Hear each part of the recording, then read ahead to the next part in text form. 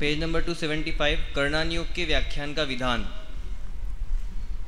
अब कर्णान योग में किस प्रकार व्याख्यान है सो कहते हैं। जैसा केवल ज्ञान द्वारा जाना वैसा कर्णान योग में व्याख्यान है, तथा केवल ज्ञान द्वारा तो बहुत जाना, परंतु जीव को कार्यकारी जीव कर्मादिक का व त्रिलोकादिक का ही निरूपण इसमें होता है, तथा उनका भी स्वरूप सर्व निरूपित नहीं हो सकता।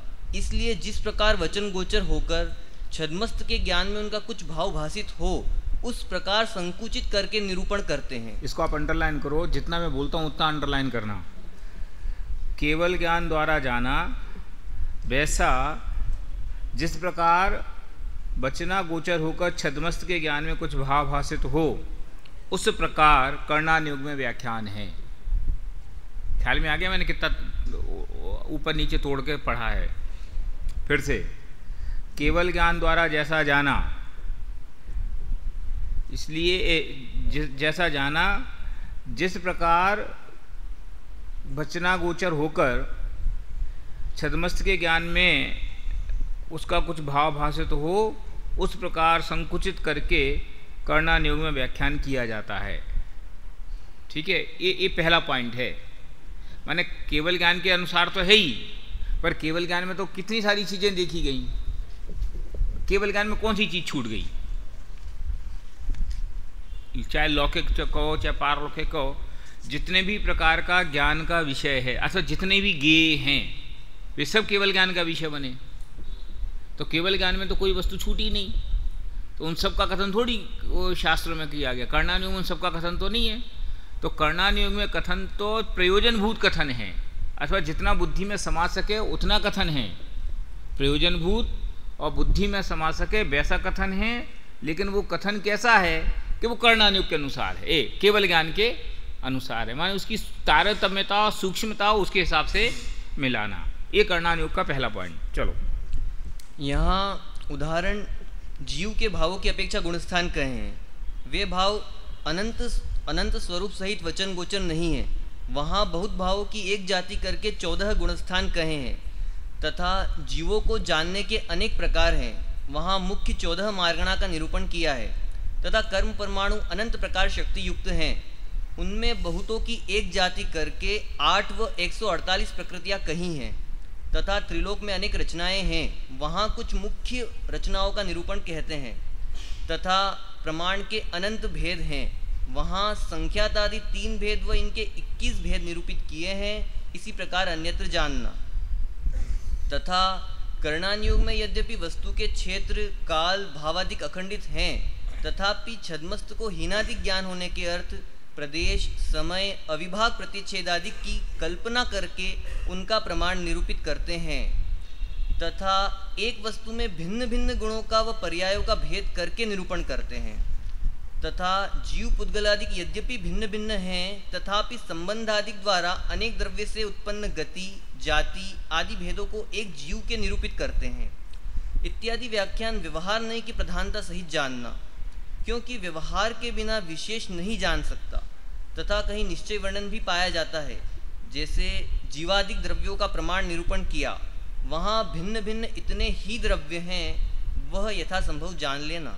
इसमें 2 नंबर पहले ऊपर वाले पैराग्राफ में डालो। कर्णान योग में वस्तु के क्षेत्र काल भाव अखंड हैं, तथापि उसको खंड खंड करके निरूपित करते हैं। दूसरा, इस प्रकार इत्यादि तो छोड़ दो, व्यवहार नहीं की प्रधानता सहित व्याख्यान किया जाता है। इसका तीसरा पॉइंट। चलो, नीचे है ना इसमें, चलो। तथा कर्णान योग में जो कथन हैं वे कितने ही तो छद्मस्त के प्रत्यक्ष अनुमानादि गोचर होते हैं, तथा जो न हो उन्हें आज्ञा प्रमाण द्वारा मानना। जिस प्रकार जीव पुद्गल के स्थूल बहुत काल स्थायी मनुष्यादि पर्याय व घटादि पर्याय निरूपित की, उनकी तो प्रत्यक्ष अनुमानादि हो सकते हैं, परंतु प्रति समय सूक्ष्म परिणमन की अपेक्षा ज्ञानादिक के व स्निग्ध रुक्षादिक के अंश निरूपित किए हैं, वे आज्ञा से ही प्रमाण होते हैं। इसी प्रकार अन्यत्र जानना। तथा कर्णान योग में छद्मस्तों की प्रवृत्ति के अनुसार वर्णन नहीं किया है, केवल ज्ञानगम्य पदार्थों का निरूपण है। जिस प्रकार कितने ही जीव तो द्रव्यादिक का विचार करते हैं व व्रतादिक पालते हैं, परंतु उनके अंतरंग सम्यक तो चारित्र शक्ति नहीं है। इसलिए उनको मिथ्या दृष्टि अवृत्ति कहते हैं। तथा कितने ही जीव द्रव्यादिक्य व व्रतादिक्य विचार रहित हैं, अन्य कार्यों में प्रवर्तते हैं, वह निद्रादि द्वारा निर्विचार हो रहे हैं, परंतु उनके सम्यक्त्वादी शक्ति का सद्भाव है, इसलिए उनको सम्यक्त्वी व व्रति कहते हैं। इसको अगला पॉइंट डालो। कर्णाद युग में छद्मस्त की प्रवृत्ति के अनुसार वर्णन नहीं किया गया है, केवल ज्ञानगम्य पदार्थों का निरूपण है। माने बाहर में व्यवहार कैसा दिखाई दे रहा है उससे मतलब नहीं है, अंतरंग की परिणति कैसी उसके आधार से उसके कथन किए जाएंगे। सब में उदाहरण दे रखे, इसलिए उसमें समझाने की कोई बात नहीं है। इसमें आपको अगर बुद्धि का व्यायाम करना हो तो आपको इस बात में करना चाहिए कि ये जो पैराग्राफ पॉइंट लिखे हैं ना, इस पॉइंट के और उदाहरण आप आगम से तत्काल अपने दिमाग में सोच लो। जैसे इसमें एक अकेला उदाहरण दे दिया गया कि साहब चौथे गुण स्थान माने सम्यक तो सहित कोई व्रत पाले, अथवा सम्यक तो सहित कोई स्वच्छंद आचरण नहीं कहना चाहिए, सम्यक तो सहित कोई कसाय का आचरण करे तो भी उसको चारित्रवंत कहो, और कोई सम्यक के बिना भी चारित्र का आचरण करे तो भी उसको कषायवान कहो। ऐसा ही एक उदाहरण दिया। ऐसे आप चाहो तो और भी ढेरों ऐसे कथन अपने दिमाग में तत्काल सोच सकते हो। ये आपकी बुद्धि का व्यायाम है। चलो। तथा किसी जीव के कषायों की प्रवृत्ति तो बहुत है और उसके अंतरंग कषाय शक्ति थोड़ी है, तो उसे मंद कषाई कहते हैं। तथा किसी जीव के कषायों की प्रवृत्ति तो थोड़ी है और उसके अंतरंग कषाय शक्ति बहुत है, तो ये ऊपर वाले की एक्सटेंशन है ना, माने प्रवृत्ति के अनुसार कथन नहीं है, केवल ज्ञानगम के अनुसार कथन का निरूपण है। उसी का सेकंड पैराग्राफ, उसी का समझ लो एक्सटेंशन। चलो। जैसे व्यंतरादिक देव कषायों से नगर नाशादि कार्य करते हैं, तथापि उनके थोड़ी कषाय शक्ति से पीतलेश्या कही है, और एकेंद्रियादिक जीव कषाय कार्य करते दिखाई नहीं देते, तथापि उनके बहुत कषाय शक्ति से कृष्णादि लेश्या कही है। तथा सर्वार्थ सिद्धि के देव कषाय रूप थोड़े प्रवर्तते हैं, उनके बहुत कषाय शक्ति से असंयम कहा है। और पंचम गुणस्थानी व्यापार अब्रह्मादि कषाय कार्य रूप प्रवर्तते हैं, बहुत प्रवर्तते हैं, उनके मंद कषाय शक्ति से देश संयम कहा है। उसी प्रकार अन्यत्र जानना। तथा किसी जीव के मन वचन काय की चेष्टा थोड़ी होती दिखाई दे, तथापि कर्माकर्षण शक्ति की अपेक्षा बहुत योग कहा है। किसी के चेष्टा बहुत दिखाई दे, तथापि शक्ति की हीनता से अल्प योग कहा है। जैसे केवली गमनादि क्रिया रहित हुए, वहाँ भी उनके योग बहुत कहा है। द्वेंद्रियादिक जीव गमनादि करते हैं, तथापि उनके योग अल्प कहा है। इसी प्रकार अन्यत्र जानना। तथा कहीं जिसकी व्यक्तता कुछ भाषित नहीं होती, तथापि सूक्ष्म शक्ति के सद्भाव से उनका वहाँ अस्तित्व कहा है। जैसे मुनि के अब्रह्म कार्य कुछ नहीं है, तथापि 9वें गुणस्थान पर्यंत मैथुन संज्ञा कही है। अहम इंद्रों के दुख का कारण व्यक्त नहीं है, तथापि कदाचित असाता का उदय कहा है। इसी प्रकार अन्यत्र जानना। ये ऊपर के जो पहला पैराग्राफ था ना, ये नीचे के 3 पैराग्राफ उसी का ही उदाहरण है। चलो। तथा कर्णानियोग सम्यक दर्शन ज्ञान चारित्रादिक धर्म का निरूपण कर्म प्रकृतियों के उपशमादिक की अपेक्षा सहित सूक्ष्म शक्ति जैसे पाई जाती है वैसे गुणस्थानादिक में निरूपण करता है। वह सम्यक दर्शनादि के विषयभूत जीवादिकों का भी निरूपण सूक्ष्म भेदादि सहित करता है। यहाँ कोई कर्णानियोग के अनुसार आप उद्यम करें तो हो नहीं सकता। कर्णानियोग में तो यथार्थ पदार्थ बतलाने का मुख्य प्रयोजन है, आचरण कराने की मुख्यता नहीं है। इसलिए यह तो चरणानियोग आदि के अनुसार प्रवर्तन करे, उससे जो कार्य होना है वह स्वयमेव ही होता है। जैसे आप कर्मों के उपशमादि करना चाहे तो कैसे होंगे? आप तो जत्वादि का निश्चय करने का उद्यम करें, उससे स्वयमेव ही उपशमादि सम्यक्त्व होते हैं। इसी प्रकार अन्यत्र जानना। इस बात को आप अंडरलाइन करो कि यहाँ तो यथार्थ पदार्थ बतलाने का मुख्य प्रयोजन है, आचरण कराने की मुख्यता नहीं है। इसलिए यह तो चरणानियोग के अनुसार प्रवर्तन करे, माने कर्णानियोग परिणामों की तारतम्यता प्रदर्शित करने का स्थान है। कर्णानियोग के अनुसार कोई प्रवृत्ति बनाए वो नहीं बनती। कर्णानियोग के हिसाब से कोई कर्मों का क्षय क्षोभम उपशम आदि करने की चेष्टा करे, उससे नहीं होगा। ये तो चरणानियोग में जैसी प्रवृत्ति बताई गई है उस प्रवृत्ति के अनुसार करे, और उस प्रवृत्ति के अनुसार कर्मों की जैसी अवस्था होनी होगी वैसी हो जाएगी। कि साहब करण लब्धि के परिणाम करो, तो करण लब्धि के परिणाम आप वो 3 करण है ना, अधकरण करो, फिर अपूर्व करण करो, फिर अनिवृत्तिकरण करो, तो करो। तो ये इसमें कोई अब ये अधकरण में चला गया, अब ये अपूर्वकरण हो गया, नहीं अब अनिवृत्तिकरण में आ गया, ऐसे कोई सोच सोच के परिणाम नहीं होते। परिणामों में जो उठापटक होगी वो अपने आप होगी। इसको तो स्थूल उपदेश तो तत्व निर्णय का है, जो प्रयत्न पूर्वक करने का कार्य है। इसके आगे तुम्हारा कोई काम नहीं है। जो होना होगा वो अपने क्रमबद्ध परिणामन में जैसा होना होगा वैसा ऑटोमेटिक प्रक्रिया में सहज होगा। चलो, एक अंतर मुहूर्त में 11वें गुणस्थान से गिरकर क्रमशः मिथ्या दृष्टि होता है और चढ़कर केवल ज्ञान उत्पन्न करता है। सो ऐसे सम्यक्तवादी के सूक्ष्म भाव बुद्धि गोचर नहीं होते।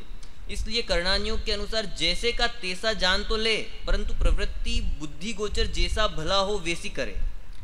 तथा कर्णानुयोग में भी ये अगला पॉइंट है जो ये 276 पेज पे जो पहला नंबर पॉइंट था ना, उस पर आपने जो नंबर डाला हो, 2 नंबर डाला होगा शायद, 2 या 3, 4, चौथा केवल ज्ञान द्वारा 1, कर्णानुयोग 2, अच्छा एक व्यवहार नहीं 3, और ये चौथा। ठीक क्यों भैया? अरे भैया 5वां हुआ ना भाई साहब, कर्णानुयोग वाले 5वां हुआ है, छद्मस्त की प्रवृत्ति के अनुसार वर्णन नहीं है।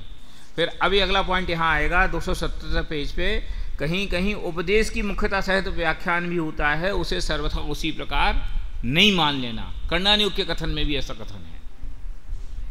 चलो, तथा कर्णानुयोग में भी कहीं उपदेश की मुख्यता सहित व्याख्यान होता है, उसे सर्वथा उसी प्रकार नहीं मानना। जैसे हिंसादिक के उपाय को कुमति ज्ञान कहा है, अन्य मतादिक के शास्त्राभ्यास को कुश्रुत ज्ञान कहा है, बुरा दिखे भला न दिखे उसे विभंग ज्ञान कहा है। सो इनको छोड़ने के अर्थ उपदेश द्वारा ऐसा कहा है। तारतम्य से मिथ्या दृष्टि के सभी ज्ञान कुज्ञान है, सम्यक दृष्टि के सभी ज्ञान सुज्ञान है। इसी प्रकार अन्यत्र जानना। तथा कहीं स्थूल कथन किया हो उसे तारतम्य रूप नहीं जानना। जिस प्रकार व्यास से 3 गुनी परिधि कही जाती है, परंतु सूक्ष्मता से कुछ अधिक 3 गुनी होती है, इसी प्रकार अन्यत्र जानना। तथा कहीं मुख्यता की अपेक्षा व्याख्यान हो उसे सर्व प्रकार नहीं जानना। जैसे मिथ्या दृष्टि और सासादन गुणस्थान वालों को पाप जीव कहा है, असंयतादि गुणस्थान वालों को पुण्य जीव कहा है। तो मुख्यपने से ऐसा कहा है, तारतम्य से दोनों के पाप पुण्य यथासंभव पाए जाते हैं, इसी प्रकार अन्यत्र जानना। ऐसे ही और भी नाना प्रकार पाए जाते हैं, उन्हें यथासंभव जानना। इस प्रकार कर्णानुयोग में व्याख्यान का विधान बतलाया। ठीक है, बैठो। अब कर्णानुयोग का जो व्याख्यान विधान है ये पूरा नहीं होगा। अगर आप कहो तो अपन इसको शुरू करें, नहीं तो फिर आके वापस पूरा पढ़ना पड़ेगा, लिंक टूटेगा ही।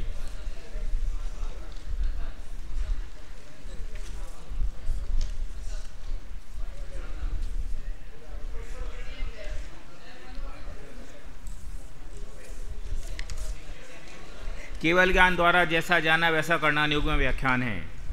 ठीक है, ये पहला पॉइंट, इसको मैंने थोड़ा तोड़ के पढ़ा था। ठीक है, फिर दूसरा, बस ये कर्णानुयोग में यद्यपि वस्तु के द्रव्य क्षेत्र काल भाव अखंडित हैं, तथापि हीनादिक ज्ञान होने के अर्थ अविभागी प्रतिच्छेद आदि की कल्पना करके उनका प्रमाण निरूपित करते हैं। ये दूसरा। फिर तीसरा, ये व्यवहार नय की व्याख्या की प्रधानता सहित व्याख्यान जानना, ये तीसरा। अच्छा, उसको 2A करना हो तो 2A भी कर दो तो भी कोई दिक्कत नहीं है। ये ऊपर वाले का कहते हैं ना, अभेद में भेद करके कथन करने का। फिर तीसरा, कर्णानुयोग में जो कथन हैं वे कितने ही प्रत्यक्ष अनुमान गोचर होते हैं तथा जो नहीं होते उन्हें आज्ञा प्रमाण मानना। फिर आगे छद्मस्त की प्रवृत्ति के अनुसार वर्णन नहीं किया गया, केवल ज्ञानगम्य पदार्थों का निरूपण है। ये सब बाकी उसके उदाहरण। फिर कर्णानुयोग में कहीं उपदेश की मुख्यता सहित व्याख्यान होता है, उसे सर्वथा उसी प्रकार नहीं मानना। ये अंतिम पॉइंट, और बाकी उसके विस्तार। क्या? हाँ, तो जितने हो गए उतने हो गए। जिसके 5 हो गए वो 5 गिन लेना, जिसके 6 हो गए वो 6 गिन लेना।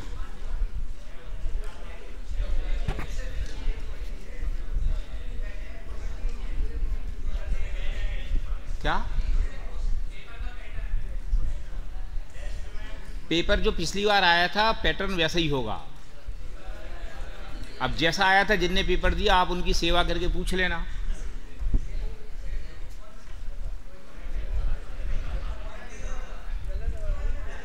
क्या खड़े होके पूछो तो मैं जवाब दूं।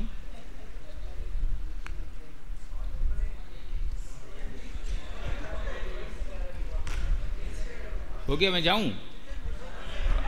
रजिस्टर नहीं है क्या आज?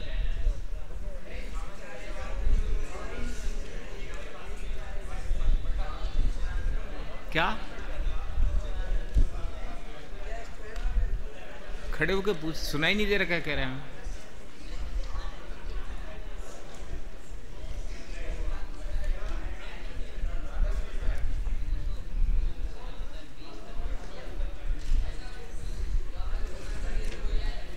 नहीं, ये कोई आवश्यक नहीं है। बहुभाग ऐसा होगा कि जो हमने प्रश्न उत्तर दिए हैं उसमें से ही आए, लेकिन नियम नहीं है। नियम तो यह है कि आप पूरा सिलेबस पढ़ें, उसमें से कुछ भी आ सकता है।